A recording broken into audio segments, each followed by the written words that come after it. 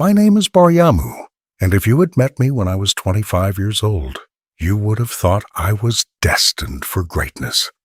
Not because I was wealthy, not because I was successful, not because I had achieved anything remarkable, but because I always had a plan, a new plan, a bigger plan, a better plan.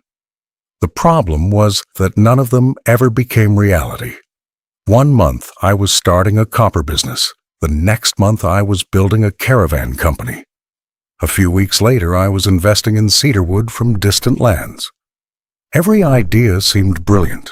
Every dream felt certain. Every future looked bright. Until it didn't. Then I would move on to the next idea, and the next, and the next. Years passed that way. Dream after dream, plan after plan, promise after promise. Yet somehow my life never changed. The strange part was that people admired me. Whenever I described my latest venture, people nodded. They praised my ambition. They admired my vision. They encouraged me. For a few days I felt powerful. Then the excitement disappeared. The work became difficult. The results failed to appear. And slowly the dream died. Then another dream arrived, and the cycle began again. One afternoon I was standing in the marketplace of Babylon explaining a grand business involving imported timber. A fish seller interrupted me. "Baryamu?" "Yes. Weren't you starting a copper business?" The nearby merchants laughed. I smiled awkwardly. "That was last year." The fish seller nodded. "And before that, the caravan company?" More laughter. "And before that, the wool business?" The laughter grew louder. Even I laughed. But inside something hurt, because the old man was right. I was becoming famous for plans, not results. That evening I wandered beyond the walls of Babylon. The sun was setting. The great city glowed gold behind me. Its towers rose above the horizon like mountains. Merchants hurried through the gates. Farmers returned home. Children played in the dust. Life moved forward.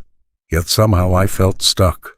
That was when I saw him, an old man kneeling in a garden.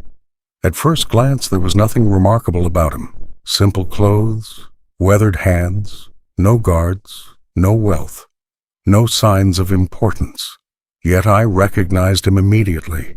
His name was Shamash, and throughout Babylon people spoke of him in whispers.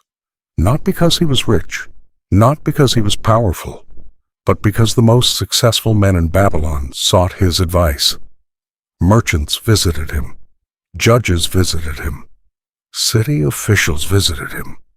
Even wealthy landowners visited him. And strangely enough, many of them became more successful afterward. No one understood why. Some believed he could predict the future. Others claimed he possessed secret knowledge.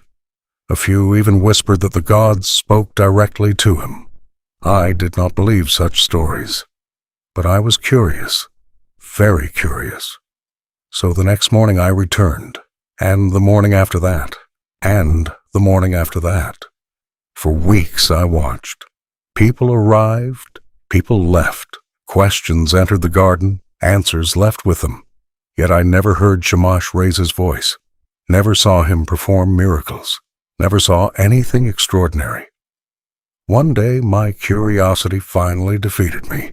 I approached him. "Are you Shamash?" The old man looked up. "I am." I hesitated, then asked the question that had consumed me for months. "Why do successful men seek your advice?" A small smile appeared on his face. "Perhaps because unsuccessful men rarely ask for it." I frowned. That wasn't an answer. But before I could continue, he asked, "Why have you come?" The question surprised me, because suddenly I knew the answer.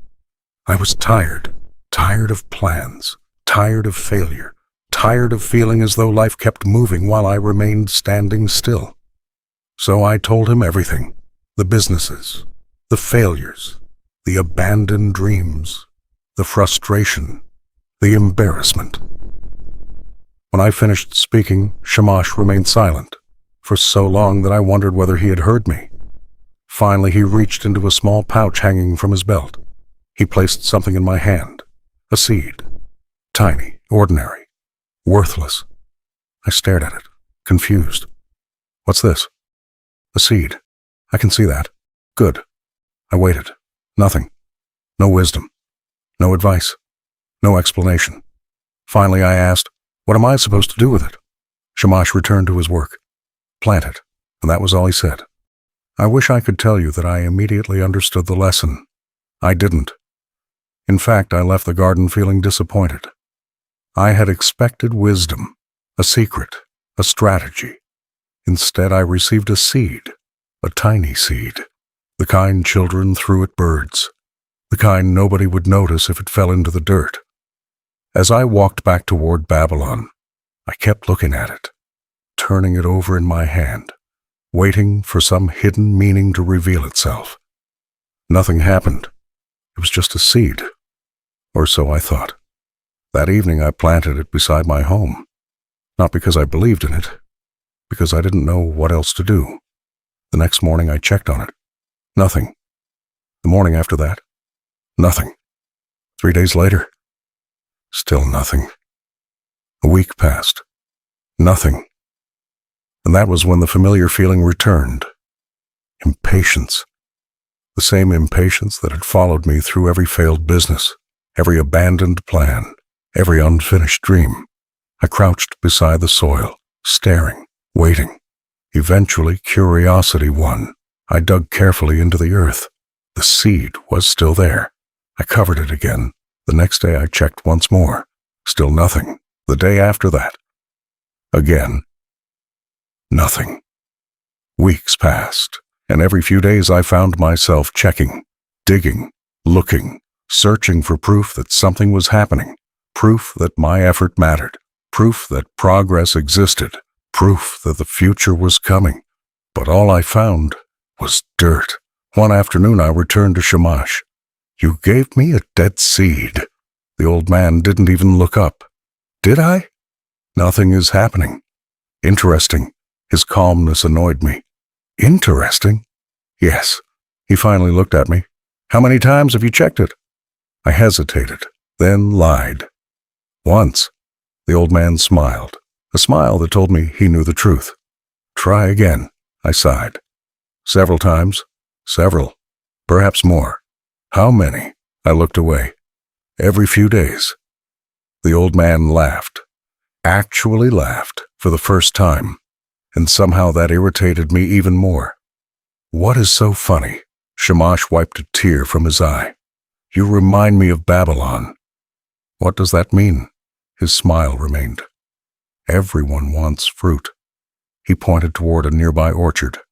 But nobody wants roots. I frowned. What does that have to do with me? Everything. Again, one of his mysterious answers. One of his frustrating answers. I left the garden more confused than before, but his words stayed with me. Everyone wants fruit. Nobody wants roots. I heard them while walking, while working, while eating, while lying awake at night, and somehow they kept returning, especially whenever I started a new project, because another project had already appeared, a trade route opportunity, a promising one. Or so I believed. The old version of me would have told everyone, the fish seller, the merchants, my friends, the entire market. Instead, I remembered Shamash, so I said nothing, not because I understood his lesson, because I was tired of being laughed at. For the first time in years, I kept an idea to myself. Something unexpected happened. The excitement lasted longer, much longer, without conversations, without applause, without admiration. The idea remained alive. Weeks later, I was still working, still building, still planning, still moving forward. That had never happened before. Usually my enthusiasm disappeared after a few days.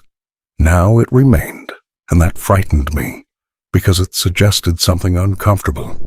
Perhaps my failures had never been caused by bad ideas. Perhaps they had been caused by me. The possibility haunted me. One evening I returned to Shamash. The garden was quiet. The old man sat beneath a tree, watching the sunset. For several minutes neither of us spoke. Then I asked him a question. "Why do wealthy men come to see you?" The old man smiled. "You already asked me that." "And you never answered." His smile widened. "Very well." He pointed toward Babylon. "What do you see?" "The city." "What else?" "People." "What else?" "Merchants." "Good," he nodded. "And what are they all chasing?" I answered immediately. "Success." The old man shook his head. "No." "No? They are chasing recognition." The word surprised me. "Recognition?" "Yes." He looked toward the city again. "Watch closely." We sat in silence. Eventually I noticed it. Merchants boasting, traders arguing, men discussing future fortunes, future businesses, future achievements, future wealth. Everyone was talking about what they were going to do.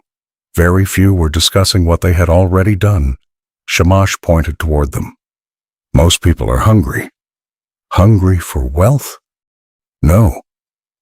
"Hungry for success?" "No." The old man smiled. "Hungry to be seen."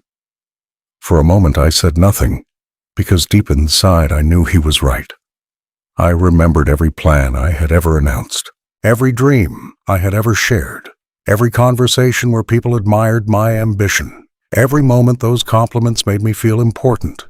Suddenly, something became clear. I hadn't been building businesses. I had been collecting approval, and approval is far easier to obtain than success. The realization hit harder than any lesson I had ever received. The sun disappeared below the horizon. Darkness slowly covered Babylon. Then Shamash spoke again, softly, almost like a whisper. "The moment applause becomes more satisfying than progress." He paused. "The dream begins to die." And for the first time since meeting him, I felt afraid of what I was beginning to understand. For the next 2 years, my life began to change. Not dramatically, not overnight. Slowly, quietly. The way trees grow, the way dawn arrives, the way seasons change. At first, nobody noticed. Then a few people noticed. Then everyone noticed. The strange thing was that I wasn't working harder. I wasn't smarter. I wasn't luckier. The only difference was that I had stopped talking. While others announced plans, I worked.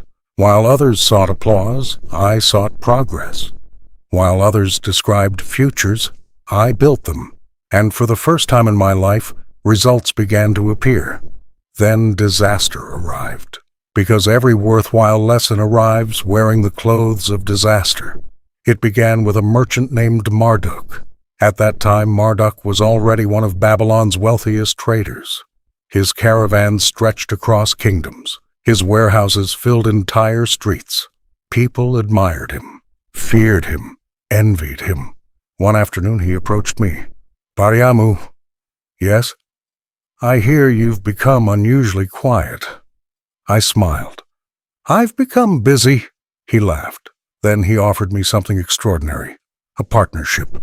The largest opportunity of my life. A massive trading venture involving cedar wood, copper, and luxury textiles. If successful, it would make me wealthy beyond imagination.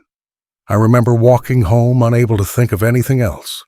This was it. The opportunity. The breakthrough. The moment every ambitious man dreams about. That evening I sat awake until midnight imagining my future. By sunrise I had already spent profits I had not earned. And then something happened. Something small. Something dangerous.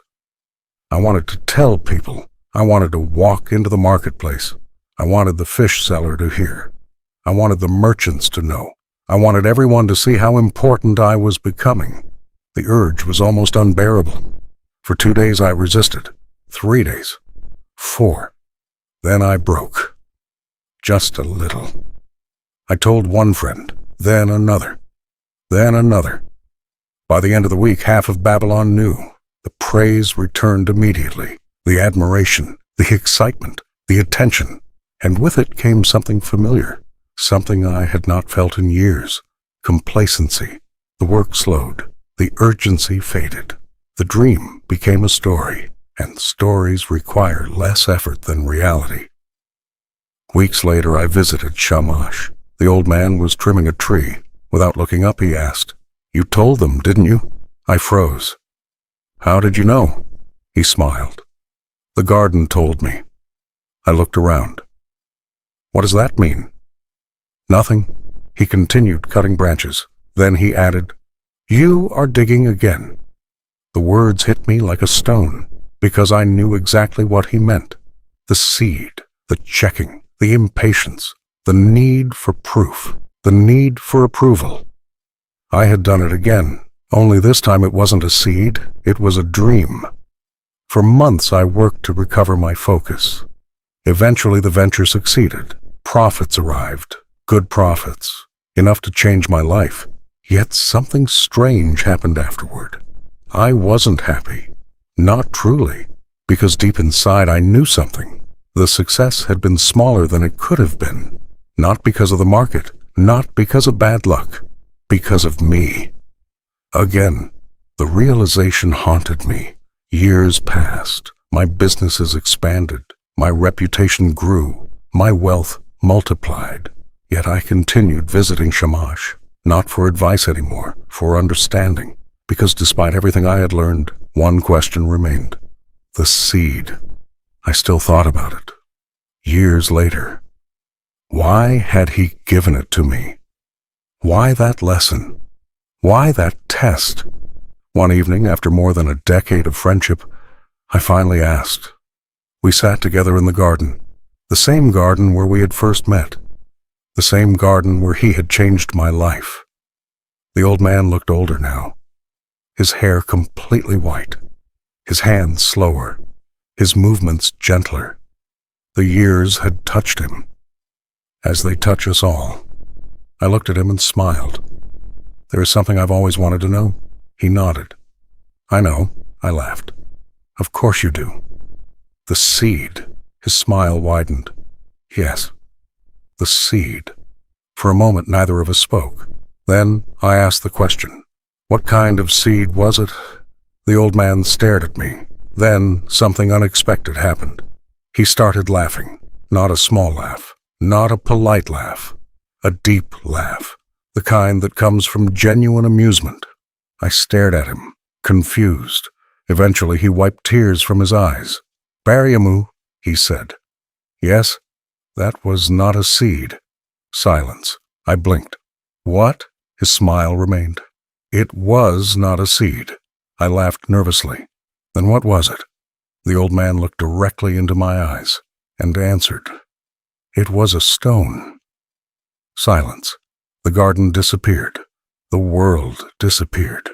For a moment I simply stared at him. A stone. A stone. After all these years? After all those lessons? After all that frustration? A stone? I finally repeated. "Yes, but..." I struggled to find words. Nothing could have grown. The old man nodded. "Exactly."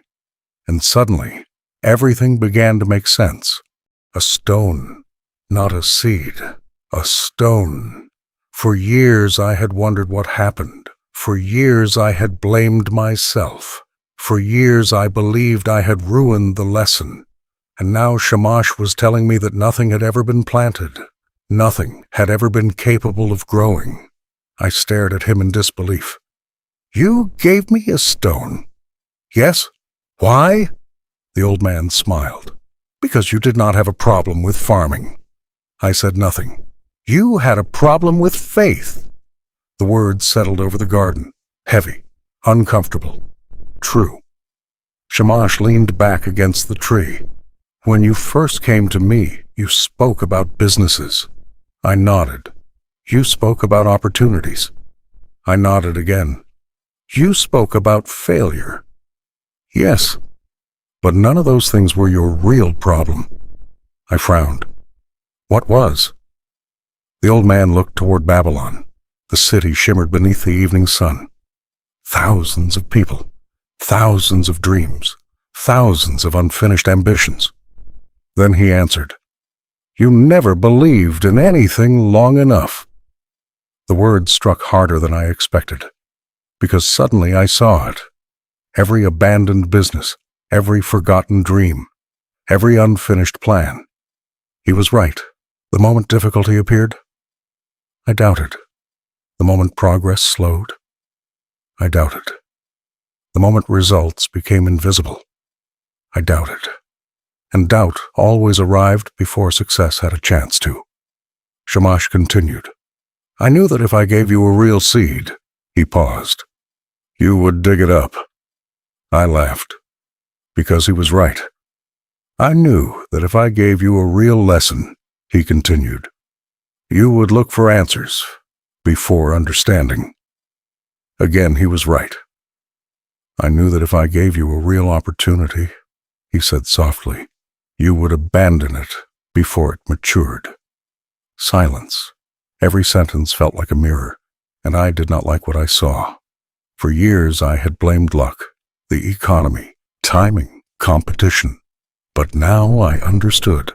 The obstacle had never been outside me. It had been inside me. My impatience, my hunger for recognition, my need for immediate proof. The old man pointed toward a young tree nearby. It stood strong, its branches stretched toward the sky, its roots hidden beneath the earth. "Tell me, Baryamu." "Yes?" "When did that tree become a tree?" I looked at it. "I don't know. Neither does anyone else." I frowned. Shamash smiled. "One day it was a seed. One day it was a tree." The transformation happened where nobody could see it. I remained silent. Then he delivered the lesson that would stay with me forever. Most people respect visible growth. He pointed beneath the soil. The wise respect invisible growth. The evening breeze moved through the garden. Leaves rustled softly. Birds settled into the branches. Everything felt still. Then Shamash surprised me. He began laughing again.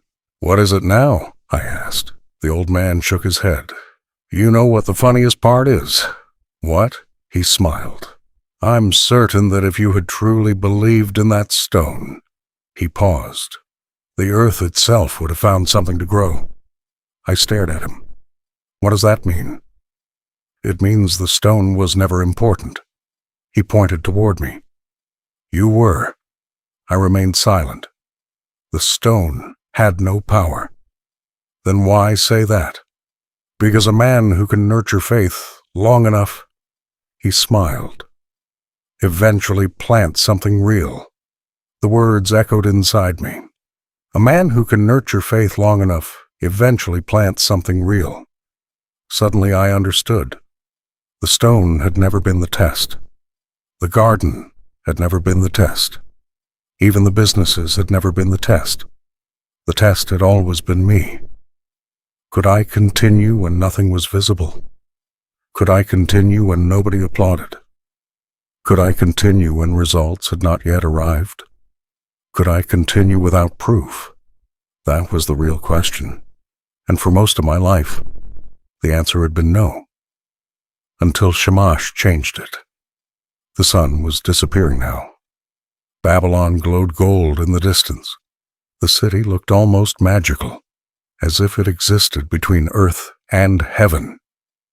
The old gardener followed my gaze. Then he said something that finally explained why the most successful men in Babylon sought his advice. "They come to me for business." I nodded. "They leave with perspective." He smiled. "Business is easy." I laughed. "No, it isn't." "It is." He nodded. "The difficult part is becoming the kind of person capable of succeeding." That sentence explained everything. Why merchants visited him. Why governors respected him. Why wealthy men crossed the city to sit in his garden. He wasn't teaching business. He was teaching character. And character determines what people do when results are invisible. The sky darkened. Stars began appearing above Babylon. The conversation was ending. Both of us knew it. Then Shamash spoke one final time. His voice was calm, steady, almost timeless. Most men dig up their dreams searching for proof. He looked toward the city. The wise water them. Then he stood, slowly, carefully, the way old men do. I watched him walk through the garden, past the trees, past the flowers, past the roots hidden beneath the earth. And in that moment I finally understood why my life had changed. It wasn't because I found better opportunities. It wasn't because I became smarter. It wasn't because I discovered a secret. It was because I stopped demanding evidence before growth. I stopped digging. I started watering. And everything changed. Years later, whenever young merchants asked me the secret of success, I never spoke about trade routes, or investments, or profits. Instead, I told them about an old gardener named Shamash and a stone beneath the soil. Because the greatest lesson I ever learned was this: dreams do not die because they are impossible. Most dreams die because people stop believing before the roots have time to grow. And by the time the world sees the tree, the real work has already been done. Thank you for listening. Through these audiobooks, we bring the timeless wisdom of ancient Mesopotamia back to life, sharing stories, lessons, and ideas that have inspired people for thousands of years. If you enjoyed this journey, subscribe for more ancient wisdom and timeless stories.